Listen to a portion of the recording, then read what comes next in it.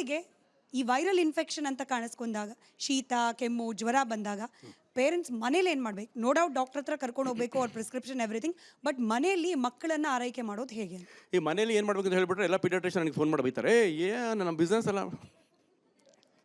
ನಾನು ಅದಕ್ಕೆ ಹೇಳಿದೆ ಸರ್, ಡಾಕ್ಟರ್ ಹತ್ರ ಕರ್ಕೊಂಡು ಹೋಗಬೇಕು, ಬಟ್ ಸ್ಟಿಲ್ ಮನೇಲಿ ಏನು ಮಾಡಬೇಕು? ಜೋಕ್ಸ್ ಅಪಾರ್ಟ್, ನಾನು ಹೇಳೋದೇನು ಗೊತ್ತಾ, ನಮ್ಮ ಹತ್ರ ಸುಮಾರು ಜನರು ಬರ್ತಾರೆ ರೀ, ಸರ್ ನೆಗಡಿ 2 ವಾರದಿಂದ, ಸರ್ ಕೆಮ್ಮು 3 ವಾರದಿಂದ, ಸರ್ ಮೂಗಿಂದ ಸೋರ್ತಾ ಇದೆ ಸರ್ ಅಂತ ಅಳ್ತಾ ಇರ್ತಾರೆ. ಮಗು ತಾಯಿ ಕಣ್ಣಿಂದ ನೀರು 2 ಲೀಟ್ರ್ ಹೋಗ್ತಿರ್ತಾರೆ, ಒಂದಷ್ಟು ಮೂಗಿಂದ ಹೋಗಿರಲ್ಲ.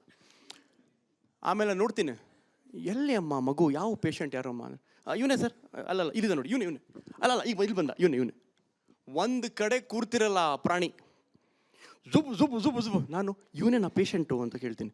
ಇವನೇ ಸರ್, ಅವನ ಮುಂದೆ ನೀವು ಪೇಷಂಟ್ ಥರ ಆಗಿದ್ದೀರಲ್ರಿ, ಹೋ ಅಂತ ಬಂದಿದ್ರೆ ಏನಾಯ್ತು ನಿಮಗೆ?